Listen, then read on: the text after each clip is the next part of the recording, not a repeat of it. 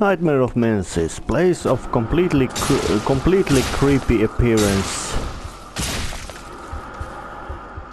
As in to say, when the Cainhurst already was a place which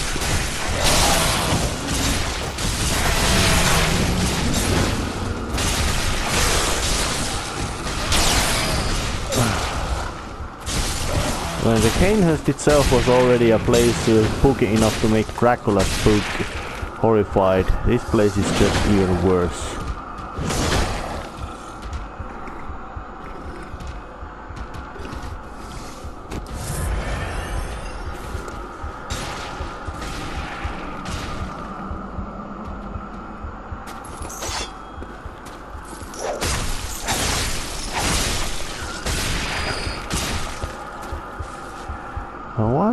Did I start to lose health to that? It usually doesn't happen to players. But I am not gonna stay there, and at least From Software was kind enough to give you ways to hide or be hidden. That was close. Time to wait for the frenzy to wear off. Now it's low enough.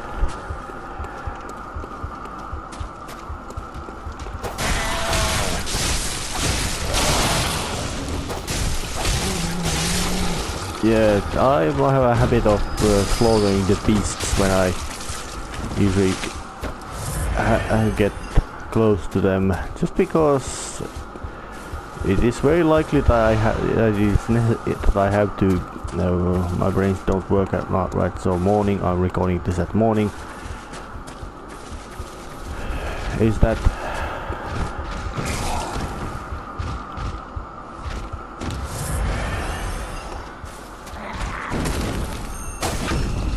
as my brain doesn't work so well in the morning about talk-wise, gameplay-wise, it works just fine. Is that well, the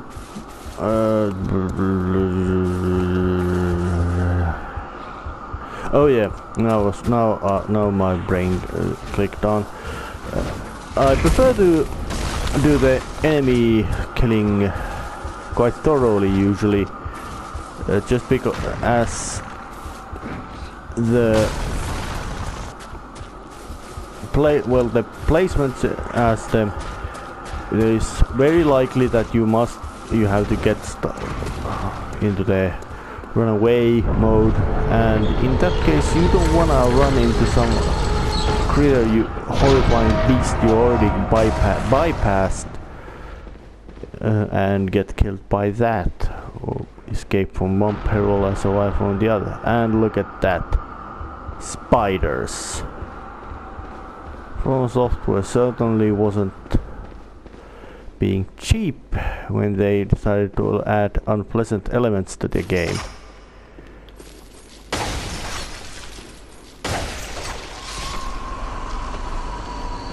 Gigantic spiders. I don't think they are at anybody's list of favorite things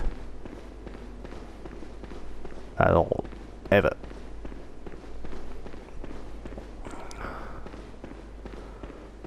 And that, and more or less they all just got into there.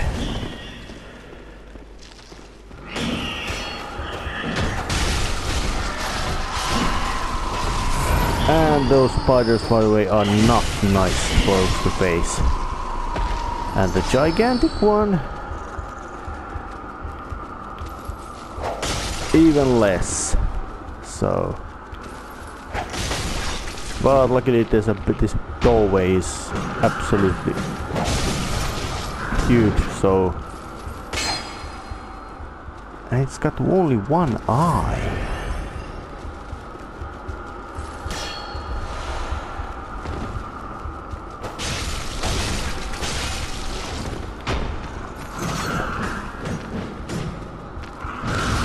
Oh, and it has a ground stomp.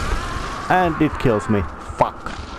Well, the spider and it's more or less quite disproportionately horrifyingly unpleasant thing to face, but it's good it went down, mostly because it can't follow you to the doorways, but it can still attack you bloody hard. And what were these? Oh yeah, shaman bone plates. Most likely quite necessary, for there appears to be a dude, and he probably isn't anything friendly.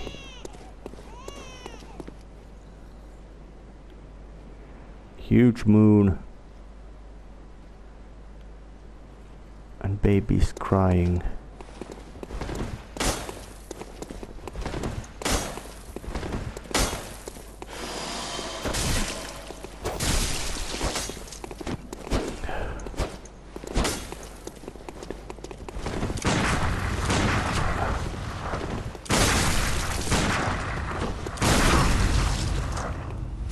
Stab to the fucking face.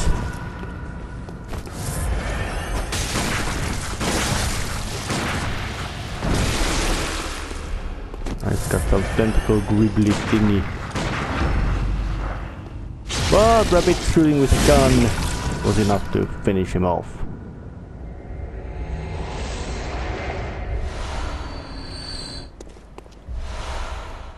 He had set drugs on him.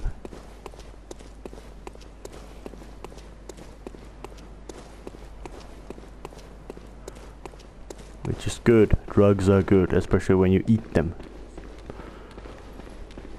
Well, about the design, well, this place, Nightmare Mensis, is of course the more or less final dungeon or level of the game, which is...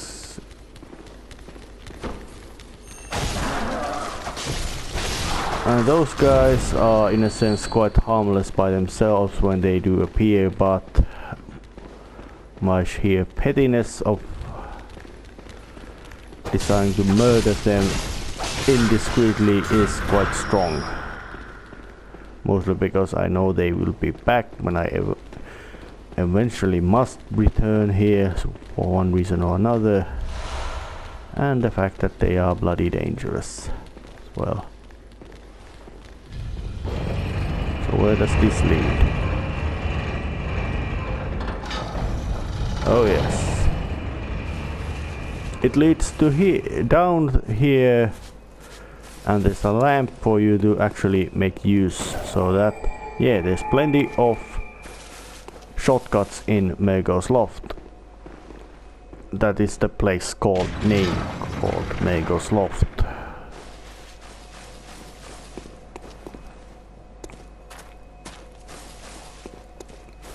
Mostly because this place must belong to somebody called, or something called Mergo. But lift is up. And time to get forward.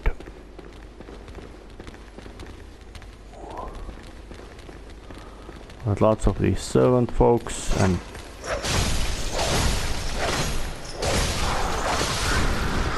dirtiest mirror ever, and it's broken. That is in a sense quite a smart move from Software to not put any reflective surfaces in the game, mostly just because they probably take a lot of graphical handling power. So it's in a sense wise to avoid them, and that kind of dirty, grimy mirrors actually are much better narrative tool. Of course, room with which would have lots of reflections might be, or lots of mirrors is one of the tropes of their own, of usually with them of Hall of Mirrors, that the room is built with like a maze. But I'd say that the general sense is that you don't want to waste your resources for just some nice looking details if you if you can. They are, and those things are, well, are dangerous and not too friendly either.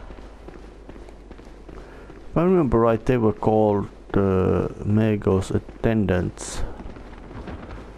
Mostly because that's their job. They attend to Mergo. Take care of whatever it needs to do, or whatever it needs.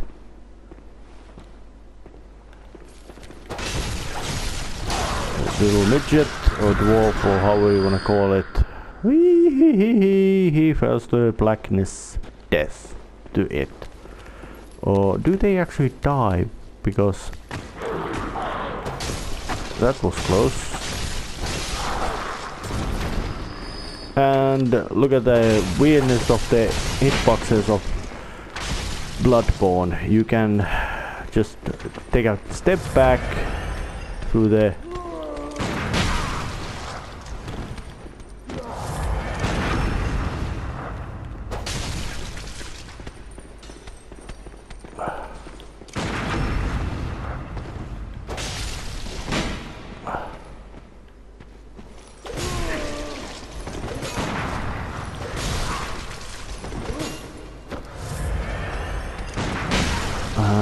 shit.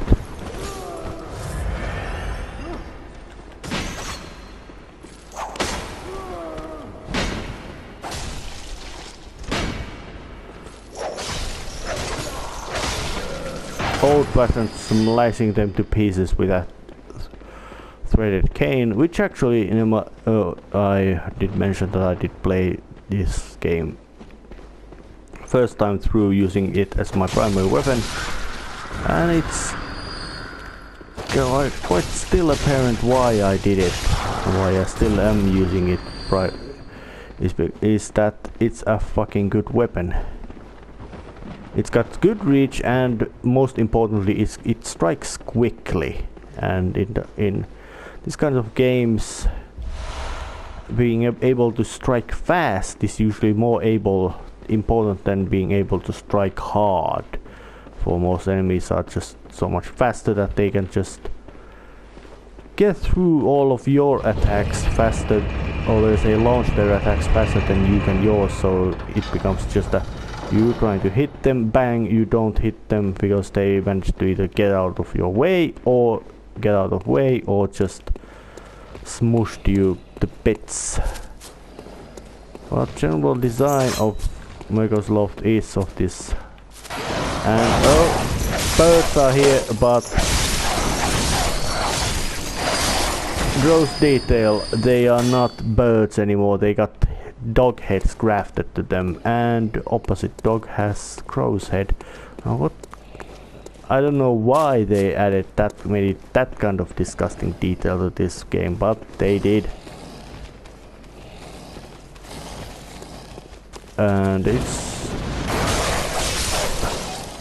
I am certainly not objecting it. Their basic behavior still is just a regular same old dog monsters and all that. But using more shortcuts to the beginning of the stage, which is quite handy, nice. Yeah, they do made some quite lots of these kind of little things little matters make things more convenient, but it still has a bit of schizophrenic in this game, because Dark Souls 2 introduced lots of things which were bloody convenient for the Dark Souls game, and then Dark Souls 3 followed with them. But this game doesn't. Or let's say this game has many of those mechanics as well, but it doesn't implement them as efficiently. For example, the quick travel system in the form of, in this case, lamps, and in Dark Souls it's bonfires. In Dark Souls 1 you had to get the load vessel before you were able to do that. No problem with that. And then it just worked in some other places. Well, but you had to get the load vessel to get the quick travel, which made things of course much more convenient.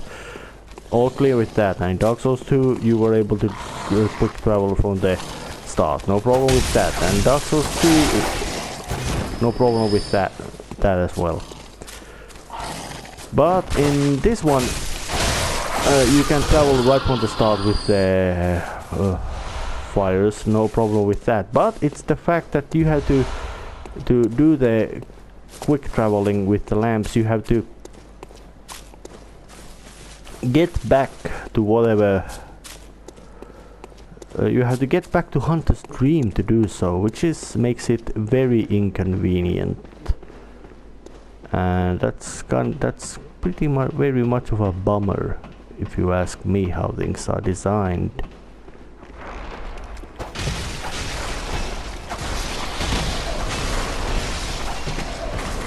And behind those doors lies a boss, and I'm not gonna get there just yet.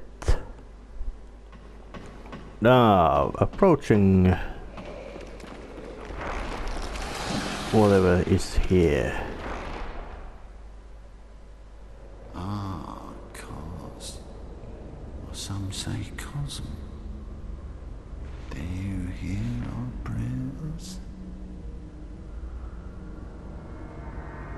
No, we shall not abandon the dream. No one can catch us. No one can stop us now.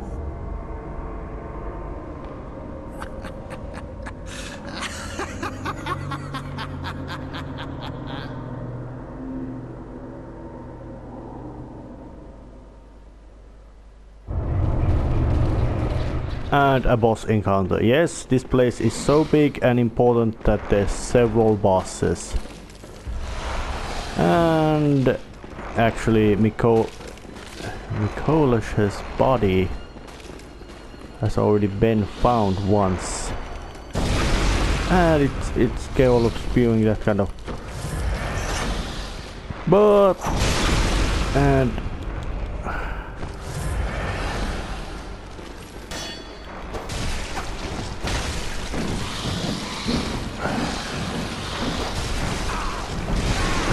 God damn it, that's annoying.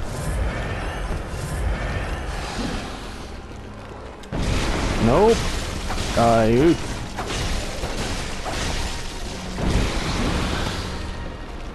And those marionette enemies you got. Shit got caught in the fucking corner. And a new attempt. But what to say, Mikolash is a very annoying boss. Not because of his abilities, but because he can summon those fucking skeleton thingies all the time. And of course the certain rules about the basic gameplay, like stamina, don't apply to him. So it's a fucking annoying chase.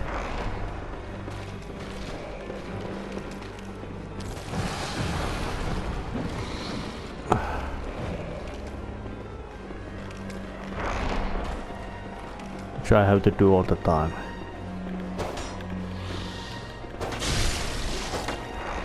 And now I hit him. He's gone to death. There, now he's where he's meant to be. In this chamber.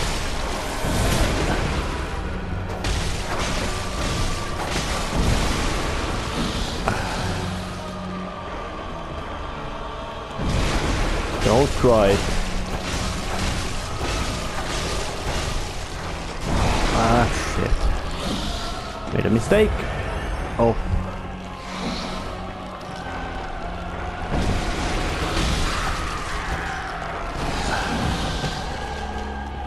Oh yeah, that was not enough to kill him. Majestic! hunter is a hunter even in a dream. But alas, not too fast. The nightmare swirls and churns unending. Yep.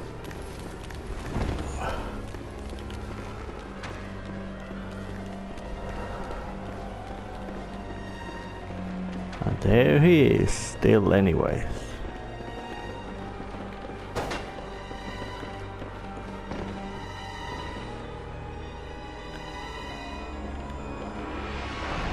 And being smart enough to not... Oh, and he locked himself into that room. No matter, he had already shown that there's a way inside through the roof. Time to go and get there. Again.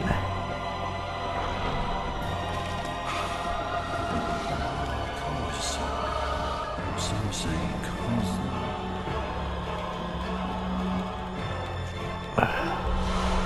Yeah, and he's there just rambling or raving all kinds of insanities of being granted eyes. Well, hello there, Michael.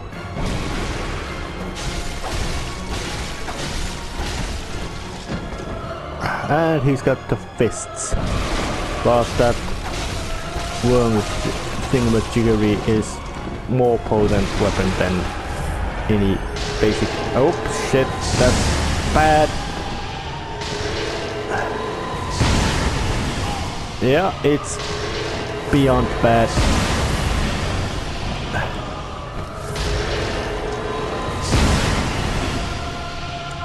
Don't you even think about using that thing, Nicholas.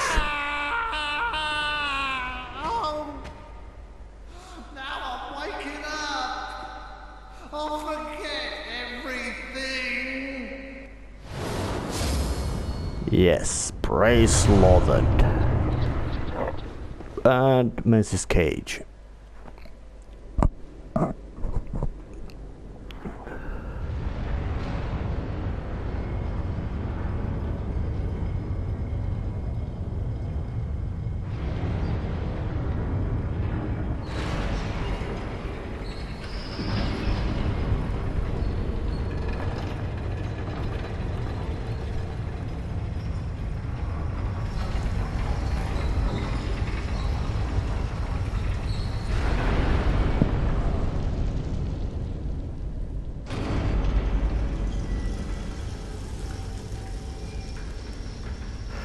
And somebody might wonder why I didn't go to fight against the other player who was summoned here by the Sinister Bell is mostly because the game is already fucking hard enough as it is, and getting another player to show up to your game and make it even more difficult when the stacks are when the stack is already when the game is already stacked against you.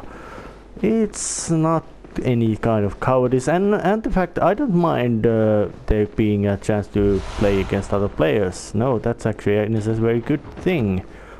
It's just annoying that the Bloodborne and Dark Souls are those kind of games which may force you to do so in conditions where you are not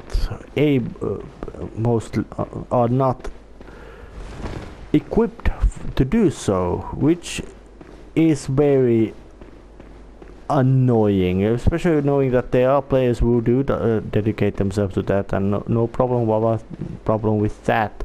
That's how they want to play it. But it's annoying that that way of playing is forced upon you, and that is why I prefer to just run away from hostile encounters when it's a matter of facing adversaries.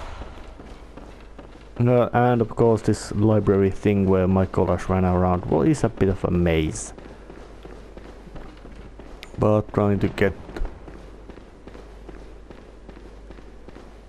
Oh, and yes, now I figured that little bridge there was mobile. Don't like the lamp. Let's see what's else in here. Forward.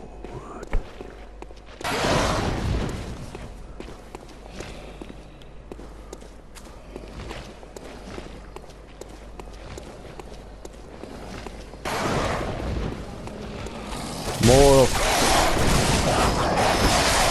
dogmen.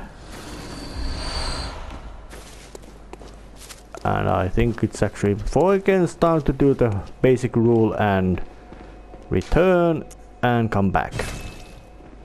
Now approaching, getting further in Nightmare of Menses, but what it actually its purpose is quite unknown, at least to me. It's some sort of place of learning, most likely, or keeping something, but it doesn't feel like prison. It feels something else, completely different place.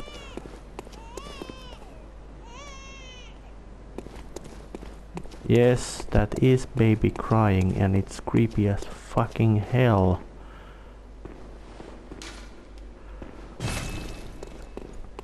And that lift is actually a bit of a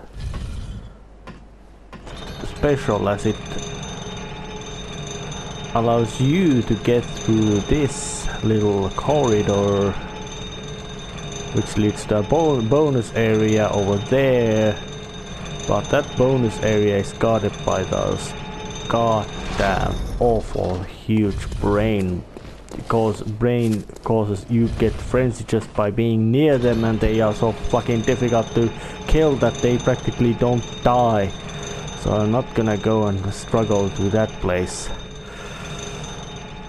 It's just nasty. This game is already filled to the brim with all kinds of nastiness, and that place is just unfair. Even though this game already plays very unfairly anyways, but that place is just mean. But luckily it's a bonus area, so yeah. And hey, look at that, the shadows of Yharnam are back. One of them spotted me.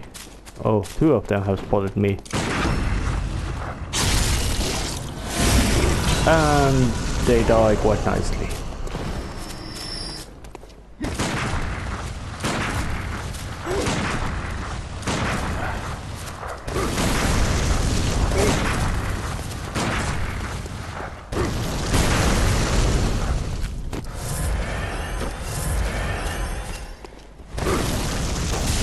Yes, you got flame sprayer, but I got big stick. It wasn't so necessary to just shoot them, try to get a counter on them, because they are squishy as hell.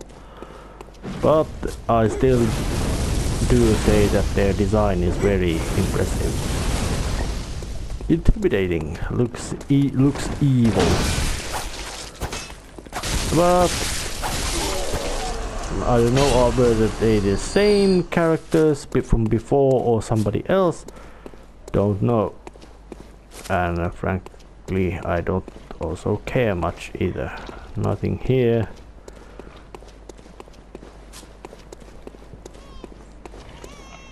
And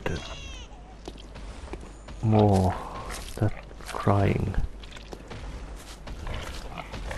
I may have said it before, but I think if hell has background noise, it would be babies crying. And of that kind of angry, inconsolable way of crying. Not that kind of crying caused by hunger or thirst or anything else. It would be just that mean, scared, inconsolable cry of pain. And there's lots of hogs in here. And they look like hell. Yeah, there's one of them.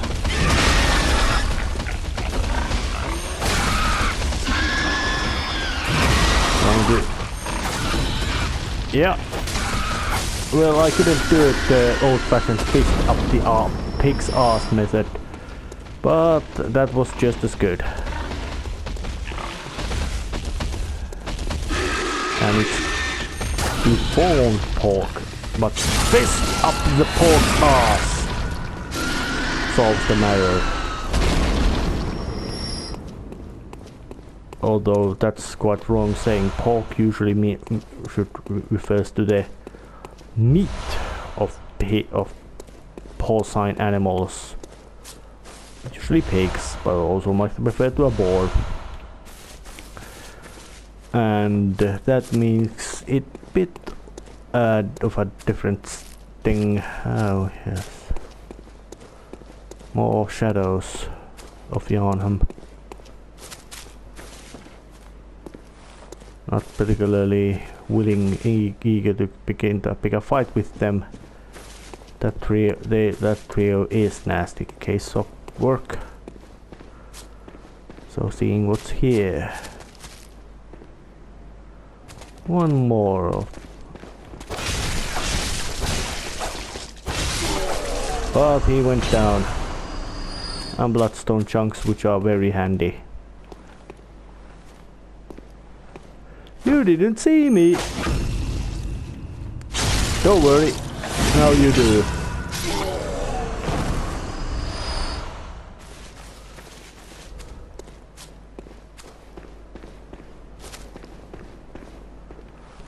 That's the stealth approach. Ah, shit, that's huge and bright move. Absolutely gigantic. It's completely deliberate design choice, and it looks like that it would be just so fucking close that it's not even near the horizon close. It's much closer than horizon is. More bloodstone chunks, yeah. They are giving them quite freely in here, which is good thing, because they are needed. And you most likely do need to upgrade your weapon to a maximum, which is 10, but to get to 10 you need a extremely rare component called blood. Called the blood rock. And if I remember right, there was just one in the whole game, which is guaranteed find. Oh, it's not 3, it's 4 shadows.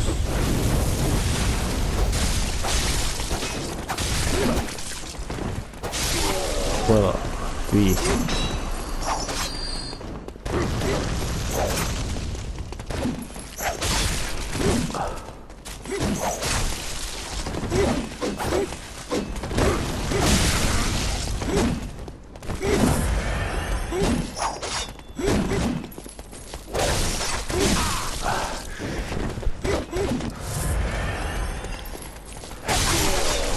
Yeah, one went down again.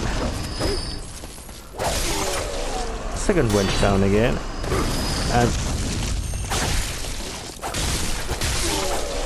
And this one also went down again. Yeah, usually when there's a group and you manage to get one of them down, things always get easier and easier and easier as you whittle them down. So yeah. Large sweep attacks which hit lots of folks are good, but usually attacks which make enemies die faster are even better.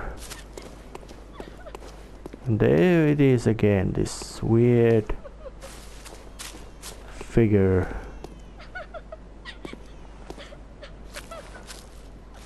That's more or less a cameo appearance. I have no intention of starting a bloodbath with that. Or against that. But she is looking with reverence towards somewhere there.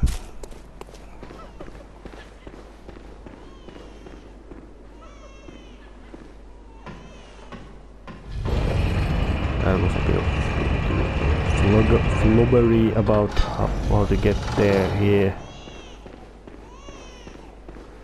But the crying is getting stronger. And behind that door is the beginning to the end game, which I am not gonna do in this episode. So I will be seeing you next time, where this Bloodborne is ended. See ya then.